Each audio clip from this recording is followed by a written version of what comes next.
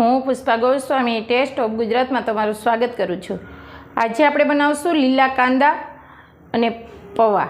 લીલા કાંદાના પૌવા કેવી રીતે બનાવવાના તે આપણે જોઈ લઈશું। આપણે 2 થી 2.5 ચમચી તેલ લઈશું।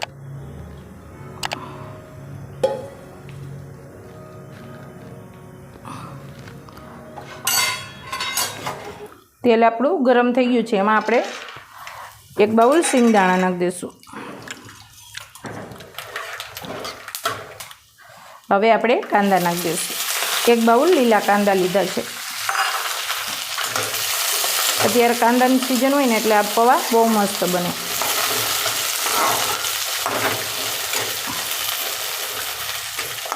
કાંદાની આપણે 50 દૂર કરી નાખીશું।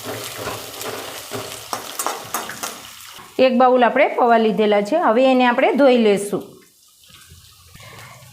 એને આપણે કાણાવાળું હોય ને એમાં ધોઈને તરત જ કાઢી લેવાના છે બહાર, ને પલાળવા નથી દેવાના, એને આવી જ રીતે રાખવાના છે। થોડા જ આપણે ભીના કરવાના। 1 ચમચી આપણે ધાણા જીરું પાવડર લઈશું ને અડધી ચમચી આપણે હળદર લઈશું ને ચપટી ગરમ મસાલો। હવે આ બધું આપણે મિક્સ કરી દઈશું।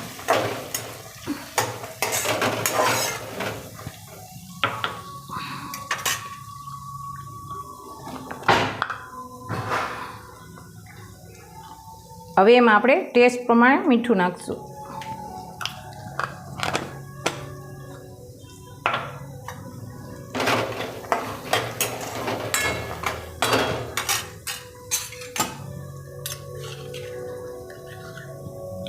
મરચાંને ધાણાને મેં આવી રીતે ખાંડી લીધેલા છે ખાંડણીમાં।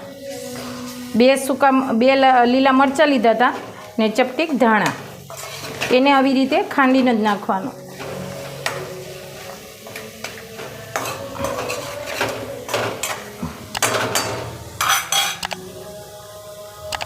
અડધી ચમચી ધાણા નાખી દઈશું।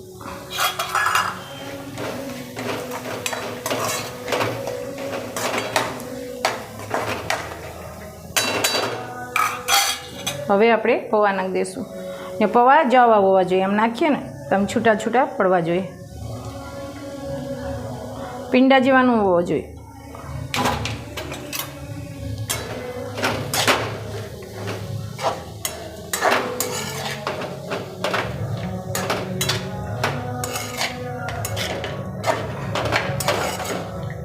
આવી રીતે પૌવા રહેવા જોઈએ જામ।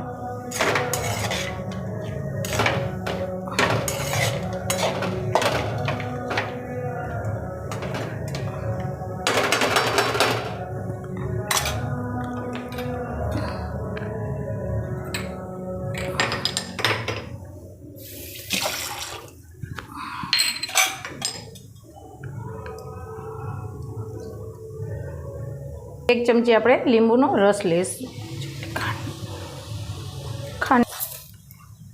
આપણે થોડીક ખાંડ નાખીશું। ખાંડ તમારે જો મીઠું ન ભાવતું હોય, તમારે ઘરમાં કોઈ મીઠું ન ખાતા હોય તો તમે ખાંડ આમાંથી ન નાખો તો ચાલે, એવોર્ડ પણ કરી શકો।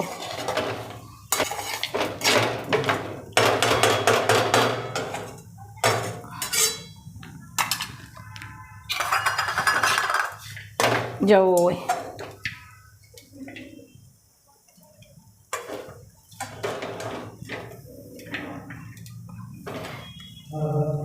હવે આપણે ગેસને બંધ કરી દઈશું અને આપણે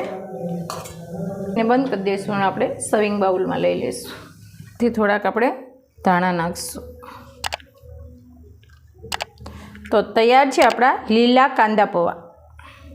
જો તમને મારી રેસીપી સારી લાગે તો લાઈક કરજો, શેર કરજો અને સબસ્ક્રાઈબ કરતા રહેજો।